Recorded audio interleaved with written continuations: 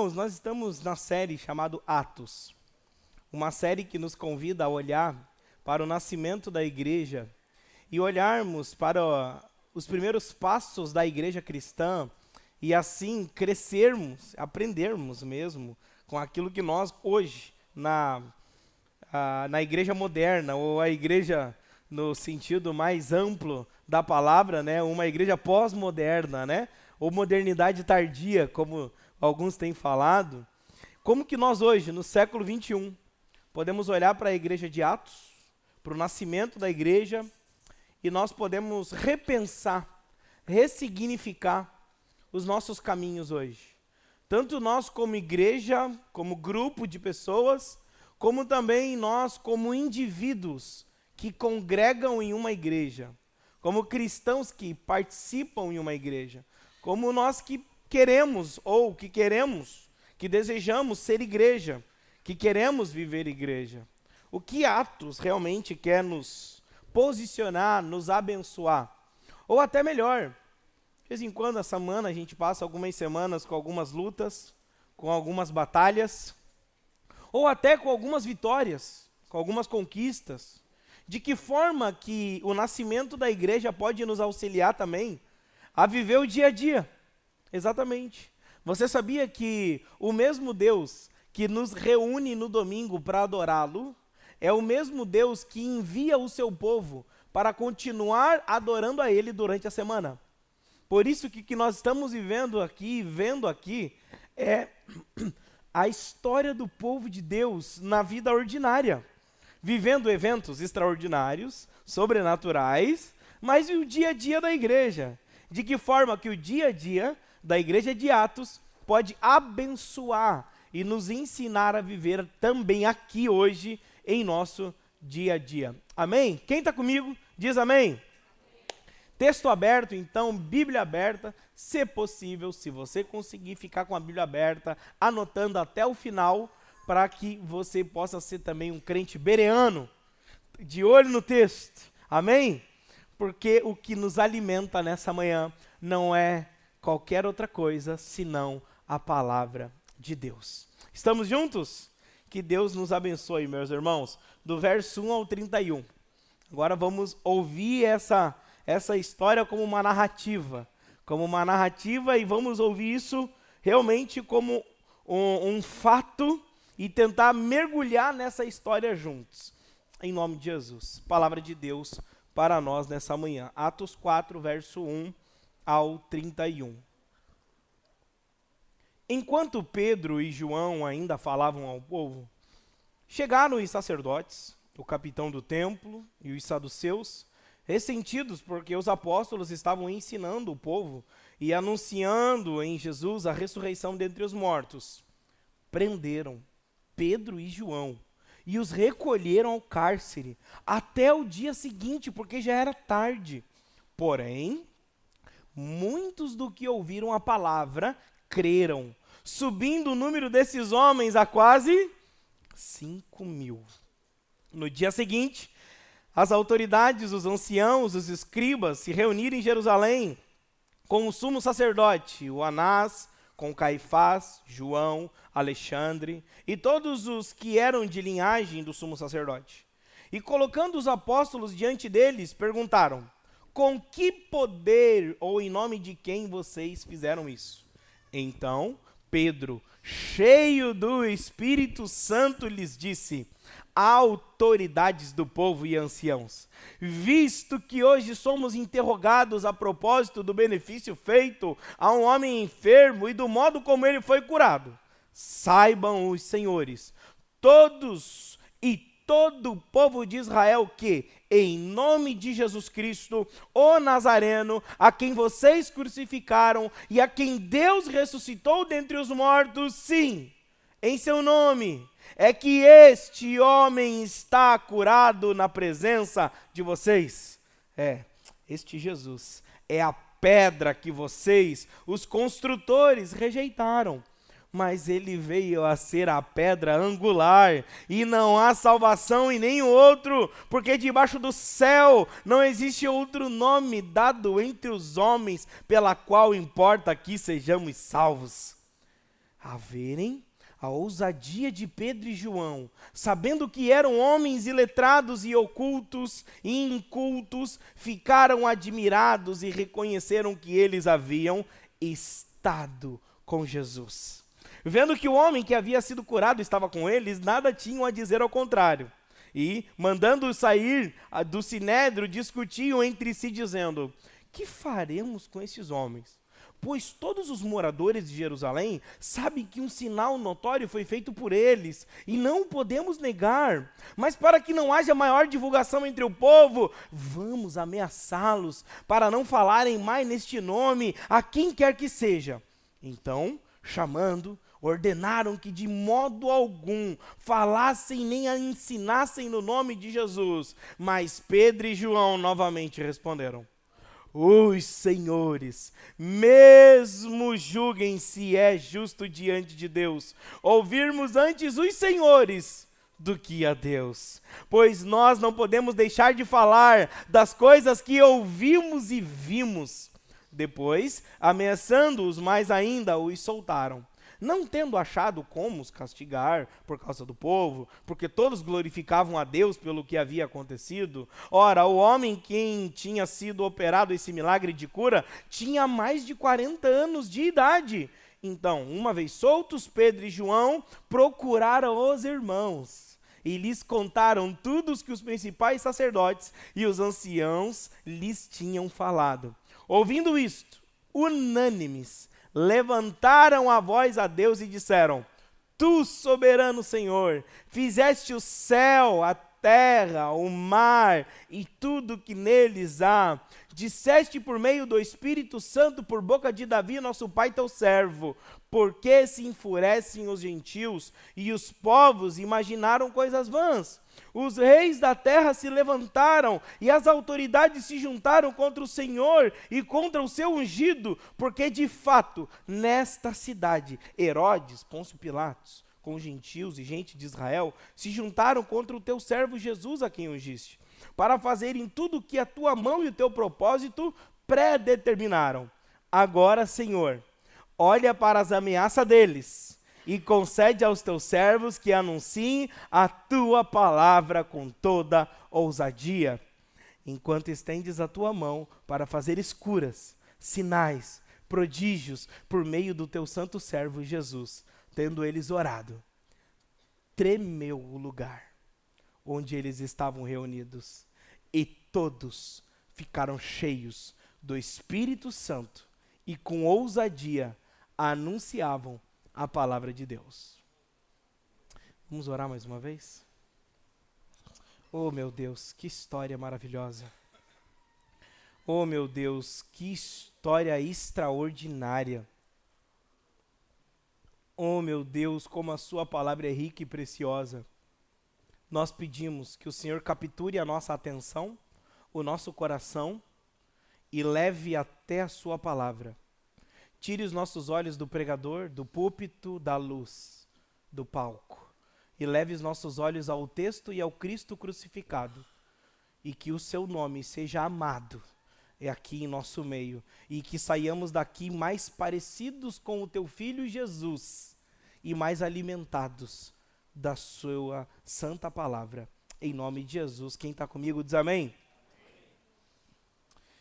Irmãos, em 1926, um pastor chinês chamado Li Dexian, ele pregava em uma igreja doméstica, num processo de plantação de igreja, e naquele tempo o governo chinês estava adotando uma postura até mais tolerante com essas iniciativas religiosas.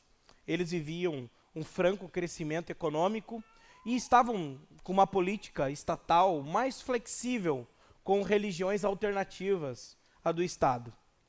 Mas acontece que a vida de pastor Li Dexian virou de cabeça para baixo quando jornalistas foram até sua casa e começaram a fazer perguntas sobre o que ele estava pregando.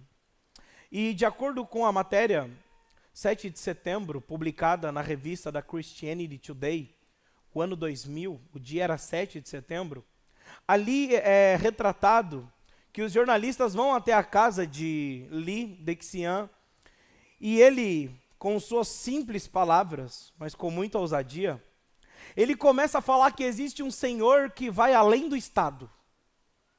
Ele começa a falar que existe salvação e proteção para além do governo chinês. E que sim, chegará o dia em que Jesus Cristo irá voltar. E com ele, todos aqueles que foram lavados pelo sangue do Cordeiro serão salvos. Ainda que mortos, injustamente, eles entrarão na glória eternamente. Essa pregação deu o que falar. Essa pregação mudou a vida desse homem de cabeça para baixo. A pregação desse homem fez com que não apenas a sua vida virasse de cabeça para baixo, mas soltasse as correntes dos leões que iriam agora começar a perseguir os cristãos que se encontravam em igrejas domésticas na China. Acontece que o que fez com que a igreja começasse a ser perseguida nesse recorte da história no governo chinês, não foi porque o pastor Lee estava pregando, mas foi o porquê ele estava pregando e o que ele estava pregando. O conteúdo da pregação dele estava mexendo com as estruturas de poder daquela sociedade.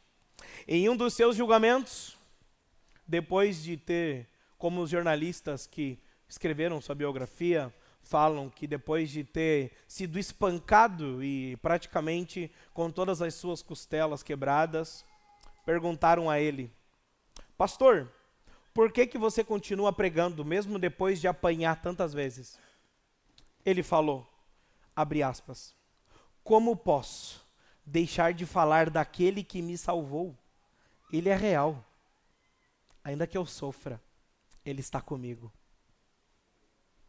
Fecha aspas. O que levava o pastor Lee, mesmo diante das perseguições, continuar pregando fielmente o evangelho? Notem, pastor Lee não estava sendo perseguido por causa do falso evangelho pregado. Pastor Lee estava sendo perseguido por causa da pregação fiel do evangelho. O que fazia esse homem continuar pregando fielmente o evangelho, ainda que tomando tapas, murros, golpes injustos em seu corpo? Sabe o que fazia esse homem continuar pregando? O mesmo espírito que fazia Pedro e João continuar pregando enquanto estavam presos.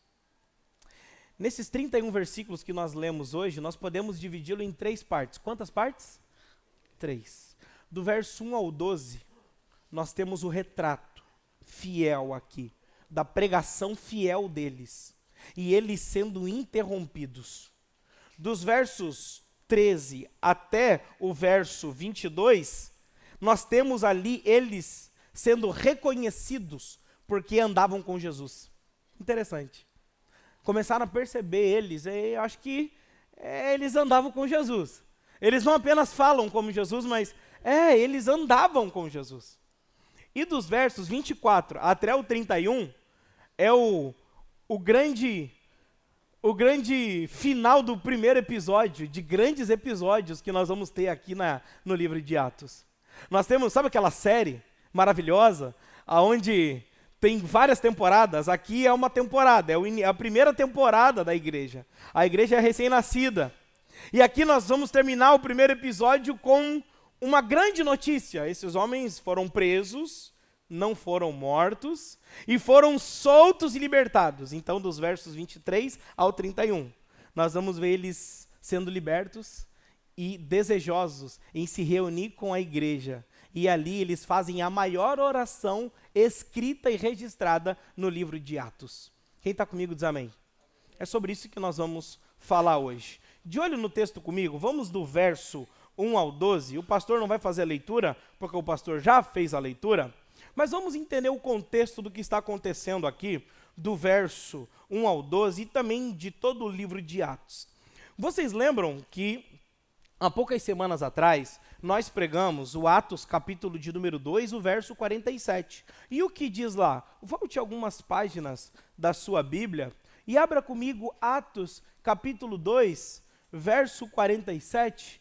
E olha o que diz esse texto tão importante para nós, como igreja, observarmos e vermos o cenário que está acontecendo aqui. Todos acharam? Amém? Olha o que diz Atos 2, 47. Louvando a Deus, contando com o favor ou com a simpatia de todo o povo. E o Senhor lhe acrescentava cada um que ia sendo salvo. Olha que interessante, irmãos. Aqui nós vemos que a igreja nasce em Atos, capítulo de número 2. Capítulo de número 2, nós temos o advento da descida do Santo Espírito. E o Espírito Santo enche aqueles aproximadamente 120 homens. E eles saem na primeira marcha para Jesus verdadeira. Né? Eles saem do sótão e eles vão andando pela cidade. E ali eles estão pregando o evangelho ao ponto de que as pessoas ouvem em sua língua materna a grande maravilha e as histórias extraordinárias de Deus. E ali as pessoas são evangelizadas. E acontece que Deus levanta o apóstolo Pedro, daquele jeito dele, cheio do Espírito Santo, cheio da presença de Deus, e ele começa a pregar, e ali nós temos a primeira pregação evangélica, ali nós temos a primeira pregação cristocêntrica, de um homem pegando todos os profetas e mostrando a partir de uma sábia teologia bíblica, caminhando pelo Antigo Testamento, caminhando progressivamente pelo Antigo Testamento, mostrando que Jesus é o cumprimento de todas as coisas, e ele chamando ao final ao arrependimento, e naquele mesmo dia, os dentes não rangeram, naquele mesmo dia os corações se dilaceraram, eles se quebraram, as correntes se quebraram, e o povo se entregou, aproximadamente 3.000 pessoas se renderam ao poderoso nome de Jesus. E em Atos capítulo 2, verso 42, vai dizer que eles começaram a perseverar na doutrina, na oração, na comunhão, na pregação do evangelho, no partir do pão. Eles começaram a viver e ter tudo em comum. E o verso 47 vai narrar a grande alegria. Eles estavam vivendo favor, um tempo em que todos os povos, tanto entre a igreja como aqueles que olhavam a igreja, eles tinham como simpatia. Eles olhavam aquela aproximadamente 3.000 pessoas e olhavam com bons olhos. Que povo lindo, que povo maravilhoso, que povo genuíno, cheio de Deus. Eles caíam na simpatia do povo. E no capítulo de número 3, o cenário para o capítulo 4 é montado. Lembra da pregação do pastor, semana passada, do pastor Augusto? É um dia comum, o apóstolo Pedro e João estão caminhando, e aqui no mesmo dia, informação importante, gente, informação importante. O verso de número 1 do capítulo 4 fala assim, enquanto eles estavam falando ao povo. O que eles estavam falando ao povo? Enquanto que momento? Aquilo que estava acontecendo no capítulo 3. Quem está junto? Amém? Amém? Estamos juntos? Então, o capítulo 3 e o capítulo 4 acontecem no mesmo dia. Amém? Na verdade, na metade do capítulo 4 vai falar que é no outro dia. Então, o início do capítulo 4 é o mesmo dia do fato do que aconteceu no capítulo 3. Quem está comigo? Capítulo 3, então, Pedro e João estão passeando e estão indo para a hora da sua oração. E eles passam pela porta do templo. O que tem ali?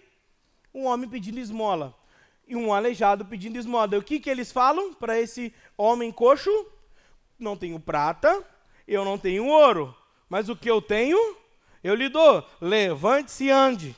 E aquele homem se levanta e louva a Deus, e começa a pregar o evangelho, e começa a louvar o nome do Senhor. E aquilo ali, meus irmãos, é poderosíssimo.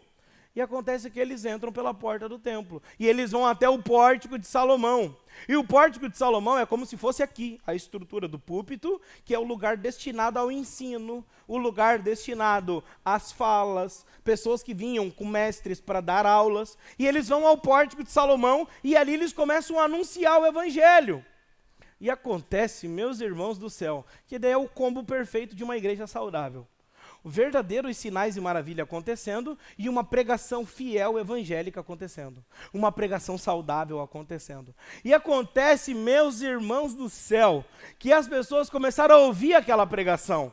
E aquele momento, aquele sentimento de simpatia, de testemunho, onde todos olham e falam, uau, que igreja maravilhosa, começa a ser trocada por um espírito de tipo, eu acho que isso é uma ameaça. Então é aí que entra o capítulo 4. É nesse sentimento, enquanto eles estavam falando, chegaram quem? Os sacerdotes. Sempre os sacerdotes, né? Que gente chata, não é não? Enquanto eles falavam, os sacerdotes, quem mais? Olha os cães de guarda. O capitão dos guardas do templo e os saduceus. Muito incomodados, porque os discípulos ensinavam, percebam, não é incomodado porque foi curado. Ainda que os saduceus não acreditassem em intervenção sobrenatural. Eles estavam muito incomodados por causa do quê? Do ensino. Eles estavam perturbados por causa do ensino do pastor Pedro e João, que estava pregando ali. Então fizeram o que com eles? Os prenderam e os colocaram na prisão até o dia seguinte. Foi preso, irmãos. É isso mesmo. Capítulo 2, simpatia com todo o povo. Capítulo de número 4, por estarem pregando, agora são presos. Mas sabe o que acontece? Satanás, ele é tão perdedor. Satanás, ele é tão fracassado. Porque sabe o que acontece? A missão de silenciamento da pregação do verdadeiro evangelho é transformada em uma missão de expansão do reino de Deus. Olha o texto comigo. Olha o versículo de número 4. Olha o que a palavra de Deus diz. Olha ali. Contudo, muitos dos que ouviram a palavra creram. E o número dos homens que creram aumentou para quanto? Para quase 5.000 pessoas, gente. Eles foram presos. E por quê? Naquele mesmo dia de uma tragédia, meus irmãos, eles serem presos injustamente, porque eles estão pregando o evangelho, aproximadamente 5.000 pessoas creram no nome de Jesus. A missão de silenciamento é transformada e é usada por Deus como uma ferramenta para expandir a pregação e a igreja de Jesus Cristo. Irmãos, o que fazia esses homens continuarem de pé pregando? O que fazia esses homens cheios do Espírito Santo pregarem? O que fazia estes homens continuarem pregando mesmo diante da perseguição? O que fazia com que estes homens se levantassem dentro das prisões, antes de ir às prisões, sabendo que poderiam ir à prisão, continuarem pregando o evangelho fielmente? Isso é maravilhoso, igreja. Isso é maravilhoso porque nós temos uma resposta clara para isso.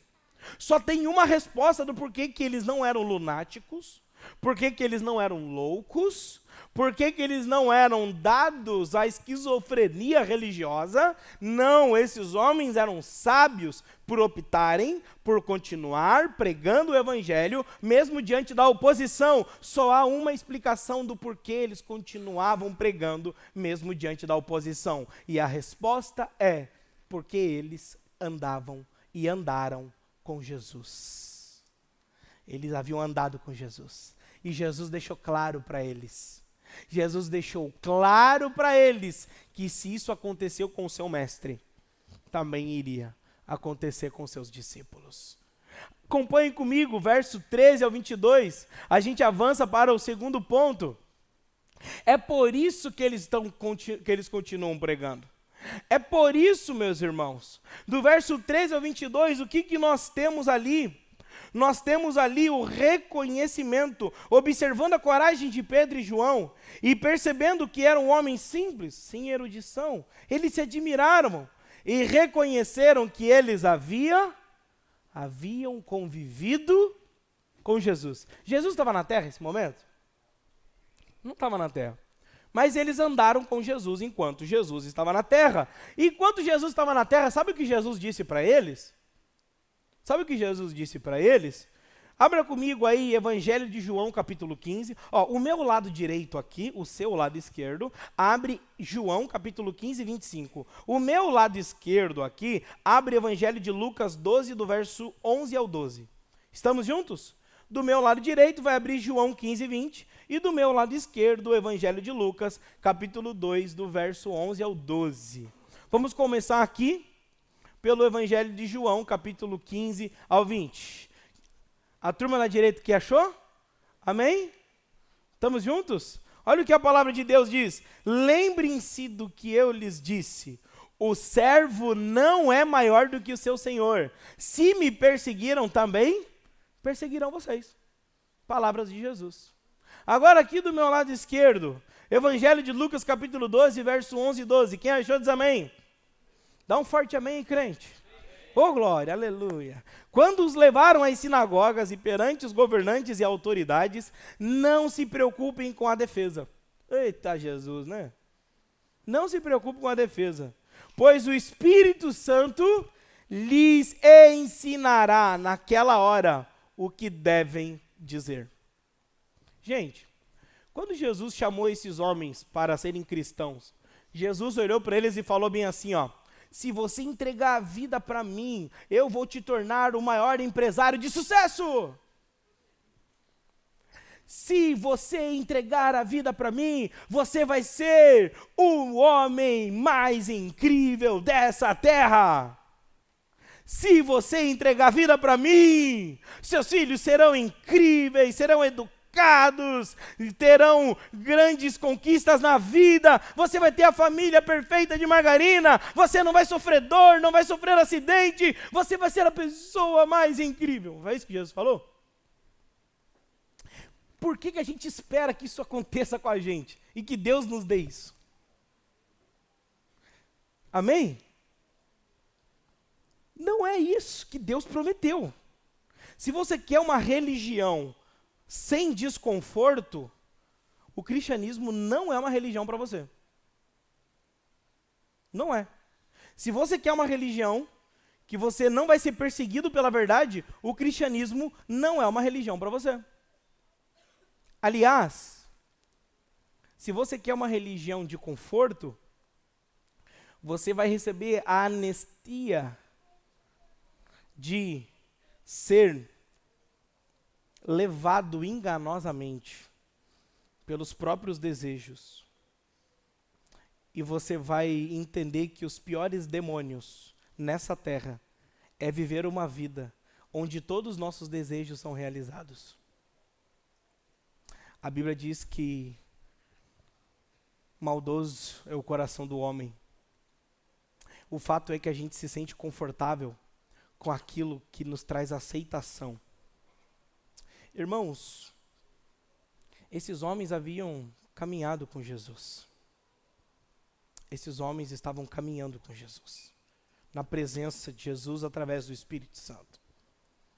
Irmãos, uma coisa séria que a igreja moderna ela precisa aprender logo, para não termos mais uma geração de desviados. A promessa de você vir à igreja não tem como objetivo de te tornar o melhor pai, o melhor marido. Se você está vindo para a igreja para buscar ser o melhor pai, ser o melhor marido, ser o melhor empresário de sucesso, você está indo na padaria com o objetivo de trocar o pneu do seu carro. Ou você está indo na borracharia com o desejo de comer pão. A igreja não é sobre autoaprimoramento. A igreja é sobre a presença de Deus sendo reverenciada na terra. Pastor, quer dizer que nós não seremos pessoas melhores? Seremos. Mas nem sempre. Nem sempre. Porque a igreja não é a vitrine dos santos. A igreja é o hospital de pecadores. A igreja não é o lugar de pessoas perfeitas. A igreja é o lugar de pessoas que estão sendo aperfeiçoadas. Que estão num processo contínuo de aperfeiçoamento. Por isso, meus irmãos, nós precisamos tomar cuidado com a sutileza das trevas, em querer nos jogar na nossa mente. Não vá no culto amanhã, porque você não é digno. Ei, calma aí. Não é sobre a dignidade. Não é sobre eu ser uma pessoa boa. Não é sobre mim. Eu não vou à igreja para atestar para a sociedade que eu sou uma pessoa boa. Eu vou para a igreja para dizer para mim mesmo que não há Salvador nessa terra a não ser Jesus Cristo. E se formos transformados? Glória a Deus! E se tivermos o carro do ano? Glória a Deus! E mas se passarmos enfermidade? E se passarmos por tragédia? A minha oração é que o Espírito Santo forme em você uma fé tão profunda que você mesmo diante do mal, você possa dizer: bendito seja o nome do Senhor. Irmãos, tem um diácono de uma igreja lá em Minas Gerais, uma igreja do interior, que ele passou por um problema de saúde muito sério. E essa história é maravilhosa. O pastor dele ficou assim, preocupadíssimo, porque já era um senhor de idade. E ele era aquele diácono que chegava na igreja mais cedo que todo mundo. As crianças respeitavam, passavam por ele, já iam consertando com Jesus. Já iam se arrependendo dos seus pecados. Aquele diácono que o pai assim chegava e já, meu Deus, glória a Deus, aqui o diácono me ajuda aqui, pedia oração, um homem de Deus. Aí o pastor ficou mais preocupado que ele quando ele ficou pegou uma doença muito grande. Aí ele foi internado, o pastor foi lá fazer uma visita. Aí o pastor chegou lá para fazer uma visita, ele já estava na UTI. Ele chegou lá, meu Deus, como é que vai estar o meu amado diácono? Como é que ele vai estar lá? Meu Deus, as notícias não são boas. E quando ele chegou lá, sabe o que ele encontrou? O diácono com uma Bíblia dessa grossura, aberta, pregando para as enfermeiras. Aí ele chegou e falou: meu irmão, não, tá tudo bem, calma. O pastor tá aqui, calma, né? Tipo assim, vamos lá, vamos conversar. Dele: não, pastor, você não está entendendo. Deus me trouxe para um campo missionário. Não, pastor, eu não estou sofrendo. Deus me trouxe para um campo missionário e eu pude pregar o evangelho para a médica, eu preguei o evangelho para as enfermeiras, e tem algumas pessoas aqui que eles falaram que vão morrer amanhã. Então eu estou indo lá levar o evangelho para eles. Aí a esposa passou uns dias, ele saiu do hospital, Deus fez a sua obra milagrosa. Aí a esposa chegou para o pastor e falou: pastor, aconteceu de novo a crise e os médicos falaram que ele não passa de 2 dias, então pode preparar o culto fúnebre. A esposa falou para preparar o culto fúnebre. Aí o pastor: minha irmã, meu Deus, que notícia, meu Deus, vamos lá, vamos fazer mais uma visita. Chegou lá, o que ele estava fazendo? Fraquinho, pregando o evangelho. A mesma situação. E sabe o que aconteceu, irmãos? 2 dias depois, esse homem, isso é história verídica, esse homem não morreu, Deus curou ele, e 1 mês depois a esposa faleceu. Aqui nós temos 2 ensinamentos. O primeiro: esposas, nunca peçam ao pastor para fazer o culto fúnebre do seu marido antes do tempo, que Deus pode inverter esse jogo. Certo que ela estava meio guardada, assim, tipo: pastor, prepara, é agora, leva a Deus, leva ele. Primeira coisa que a gente aprende é isso. E a segunda, meus irmãos, que às vezes o sofrimento é uma ferramenta que Deus usa para salvar pessoas que estão sofrendo nessa terra. Deus permite que os cristãos sofram, para que o cristão aprenda um pouco daquilo que Jesus sofreu na cruz. A nossa relação com o sofrimento não pode ser de medo. Não pode ser de medo. Tem que ser de honra. Tem que ser de orgulho. Nós vivemos dias que cada vez mais pastores serão perseguidos por pregar o verdadeiro evangelho. Será que a gente está pronto para uma onda de perseguição à igreja? Será que a gente está pronto? Será que a gente está pronto para parar de negociar os princípios do evangelho em nome da glória e da santificação de Cristo? Será que a gente está pronto? Jesus quer nos tornar prontos.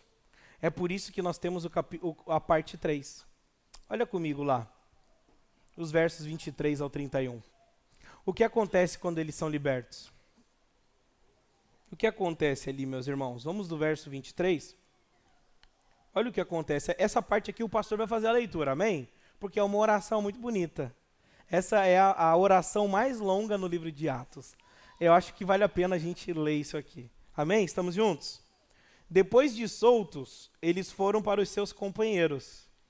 Oh, meu Deus do céu, né? Que já dá tanta coisa. E lhes contaram tudo que os principais sacerdotes e líderes religiosos lhe haviam falado.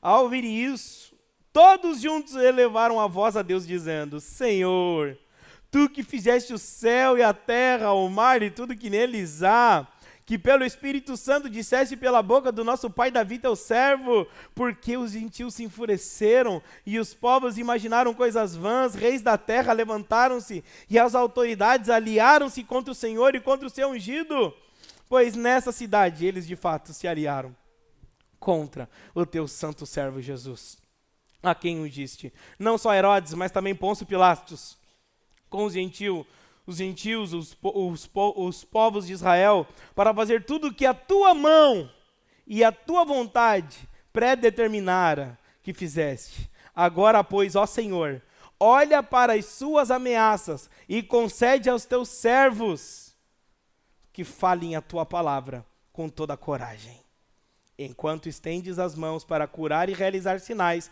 e feitos extraordinários pelo santo nome de Jesus. Amém. Irmãos, olha que oração linda. Primeira coisa, depois que eles foram soltos, eles foram em direção aonde? Foram aos seus irmãos. Quando você recebe uma vitória, você vai correndo para onde? Responda para você mesmo. Com quem que você tem mais desejo de contar as vitórias de Deus na tua vida? Essas pessoas, sabe para onde eles iam? Eles iam para a igreja. Eles iam contar as vitórias de Deus e compartilhar as vitórias na igreja, no ambiente da igreja, com os irmãos, com os companheiros. Eles compartilhavam isso. E segundo, meus irmãos, olha que interessante, ao ouvirem, a igreja ao ouvir que eles foram libertos por causa da pregação do evangelho, foram presos e por causa da mão poderosa de Deus foram libertos. Ao ouvirem que eles foram libertos, como que a igreja orou? Olha a qualidade dessa oração. Já parou para pensar nisso? Vamos ser bem sinceros. Vamos dizer que o pastor Luiz é preso porque ele pregou o evangelho. Amém? Porque o pastor não quis fazer um casamento homossexual. Vamos dizer que o pastor Luiz é preso. Ok? Isso daqui a uns anos pode acontecer. Ok? E eu estou preparado para isso. Para continuar fiel ao evangelho. Amém? Então vamos me visitar, pelo menos, né? Então, né? Então, mas estamos firmes e vamos para cima. Nossa vida está derramada no altar, em nome de Jesus. Vamos supor que isso acontece. Aí, 2 dias depois, Deus vai lá, muda o coração, recebe uma canetada e o pastor Luiz volta para a igreja. O pastor Luiz vem pregar aqui. O pastor volta a pregar. Quando a gente se reúne para orar, o que acontece, meus irmãos? O que a gente ia agradecer? A gente ia agradecer pelo livramento, sim ou não? Vamos ser bem sinceros. A gente ia agradecer pelo livramento. Essa igreja não agradeceu pelo livramento. Eles pediram mais coragem para pregar. Olha o tipo de crente.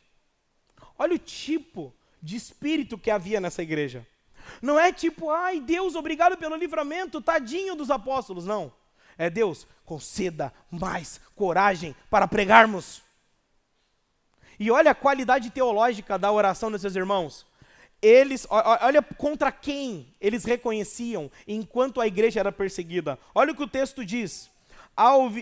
Mas eles, olha, versículo de número 24. Ao ouvirem isso, todos elevaram a voz a Deus, dizendo: Senhor, tu que fizeste o céu, a terra, o mar e tudo que neles há, que pelo Espírito disseste pela boca de Davi, agora vai citar Salmo 2, agora verso 27, pois nessa cidade de fato se aliaram contra o teu santo servo Jesus. Mas eles prenderam quem nessa história? Pedro e João. Mas eles falaram que os governantes ameaçaram e foram contra quem? Contra Jesus. Irmãos, é isso que o mundo não sabe. Que quando eles ameaçam a igreja, eles ameaçam o cabeça. eles ameaçam o próprio Cristo. É por isso que o pastor Lee falou, eu vou continuar pregando, porque Deus está comigo. Eu vou continuar pregando, porque Ele está comigo. Eu vou continuar firme, porque enquanto me batem, não batem em mim. Há um manto de ferro, de aço, inquebrável, intransponível, que eles podem tocar na minha carne, mas não acessarão o meu coração. Meu coração é protegido, é guardado pelo meu mestre. E por isso eu continuo firme. Irmãos, isso é maravilhoso. Nós nos tornamos cristãos tão frágeis. Nós nos tornamos cristãos frágeis, sabe por quê? Porque a gente perdeu a consciência da presença de Deus que nos protege. A gente perdeu, a gente vive a vida como se Deus morasse no domingo das 10h30 para alguns 10h50, 11 horas, né? Abre um parênteses, gente, vamos chegar mais cedo no culto, em nome de Jesus, chega 10h20 para se preparar para o culto, para começar às 10h30, amém, crente? Palavra aos membros aqui, vamos melhorar, já estão 2 assembleias que o pastor trouxe isso, e nós precisamos, como igreja, chegar mais cedo no culto, amém? Fecha parênteses, pastoral aqui, né?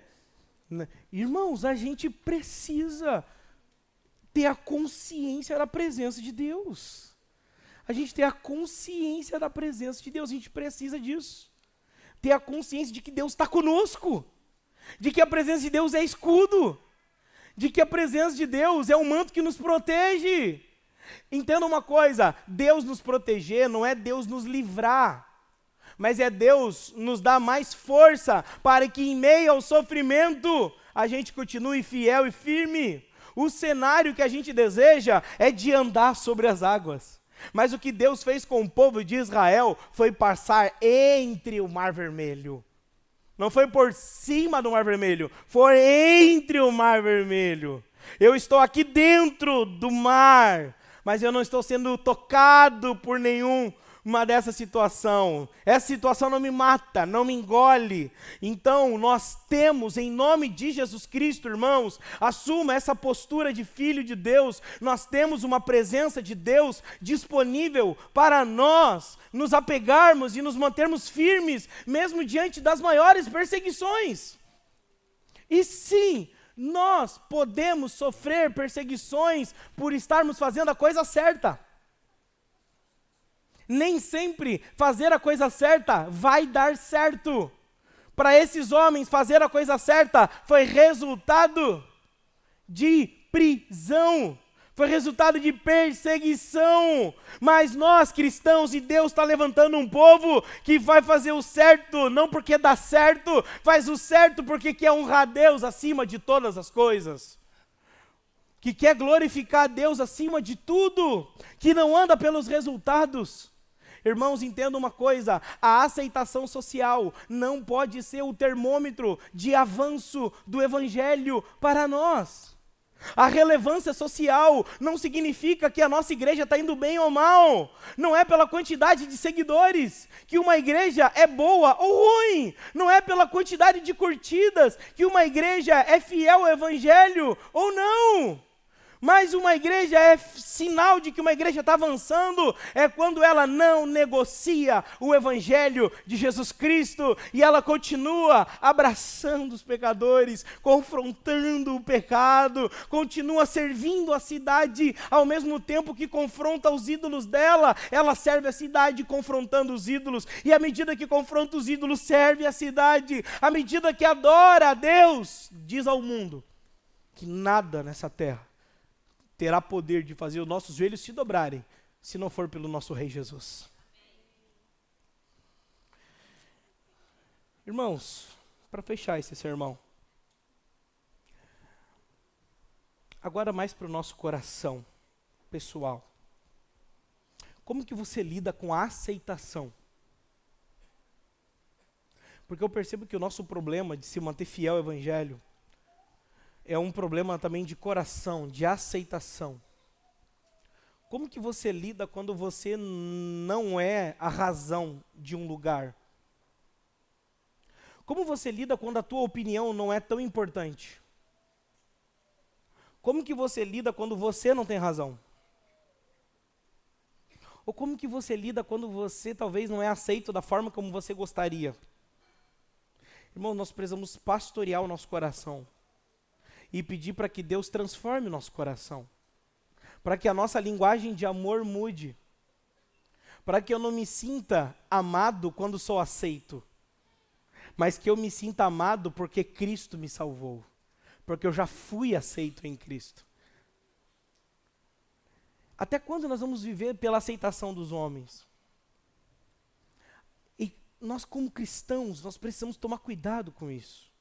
Porque o que fazia essas pessoas se manterem fiel ao Evangelho é porque eles tinham uma consciência clara de uma aceitação divina, de que fazia eles permanecerem fiéis pregando o Evangelho. Segunda aplicação. Irmãos, quando a pressão aumentar, porque você está pregando o Evangelho, você vai silenciar ou você vai testemunhar?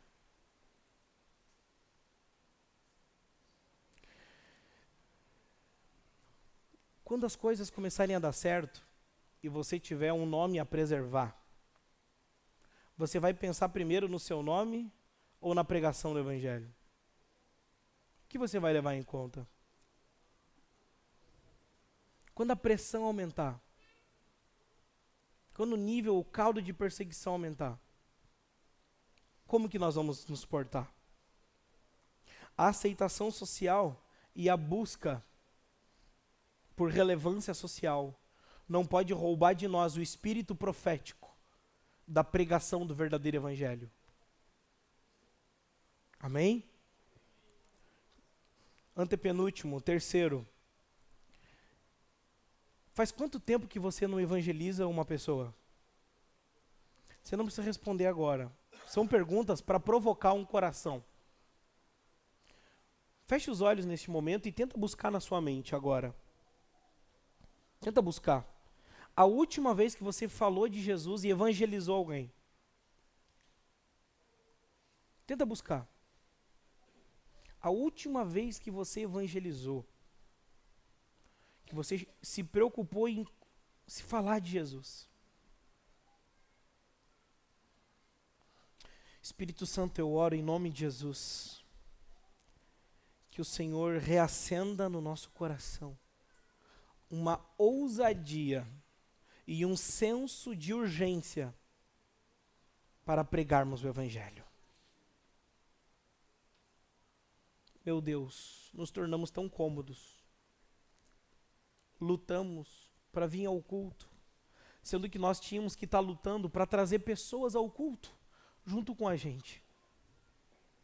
Não tínhamos que estar lutando para vir ao culto, tínhamos que estar lutando para trazer almas para o culto, para que possam ouvir o Evangelho em nome de Jesus, Pai. Meu Deus, nós ouvimos na sua palavra que eles falaram, não podemos deixar de falar de tudo aquilo que ouvimos e vimos. Não é porque não devemos, não era um compromisso ético, não era porque eles não podiam, não era uma escolha pessoal, era, não devemos, não conseguimos, não podemos, era porque era o impulso do Espírito que transbordava no coração deles, que fazia eles pregarem, Pai, em nome de Jesus. Eu oro para que o Senhor nos tire de todo comodismo. Eu oro por mais ousadia na proclamação do Evangelho. A gente não precisa de um microfone para pregar. A gente não precisa de um púlpito para pregar. A gente precisa de um coração disponível, sensível às dores do mundo para pregar o Evangelho a todos em todo tempo. Olha aqui de novo. Sabe o que significa discipulado? Sabe o que significa? Guarda isso no coração. Anote isso. Leve isso para a sua vida. Sabe o que significa discipulado? Significa andar com Jesus e ensinar outras pessoas a andar com Jesus. Então, discipulado nada mais é do que desejar seguir a Jesus e também o ato de ajudar outras pessoas a seguirem Jesus também. E de que forma nós fazemos isso? Nós fazemos isso primeiramente nos maravilhando com Jesus. Cristãos que se maravilham com Jesus. Cristãos que têm Jesus como a sua pedra de maior valor. Espontaneamente eles vão proclamar o Evangelho. Por isso que os cristãos aqui em capítulo 4 de Atos, eles não conseguiam se conter. Eles tinham que falar, eles tinham que transbordar, eles tinham que proclamar o Evangelho, porque o Evangelho havia sido proclamado aos seus corações. Corações rendidos ao Evangelho, naturalmente vão proclamar o Evangelho, que fazem com que o mundo também se renda a Cristo. Eu oro para que o fervor da evangelização volte em nossos corações, em nome de Jesus. E por último, verso 12, não há nenhuma salvação em que não seja em Cristo. Se você está aqui no nosso meio, e você pensa assim, pastor, eu não fui batizado ainda, esse negócio de fé, de evangelho, é novo para mim, eu estou ainda entendendo alguma coisa, eu estou ainda tentando tatear alguma coisa, eu preciso me unir à pregação dos apóstolos bíblicos e dizer a você, não há salvação fora de Jesus Cristo. A redenção da nossa alma não está nas boas obras que nós iremos fazer nessa terra. A redenção da nossa alma está na aceitação das obras de Cristo já praticadas. A salvação é pelas obras, mas pelas obras de Cristo.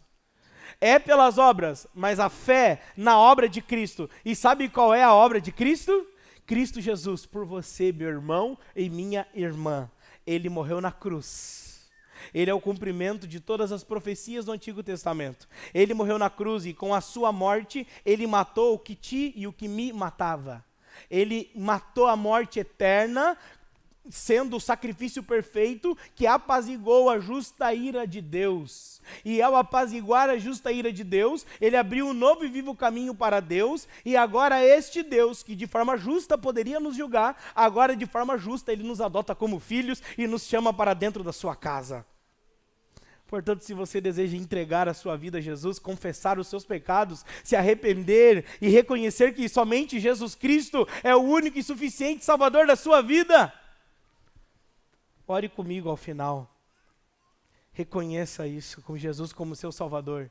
E fale, pastor, eu quero descer as águas do batismo.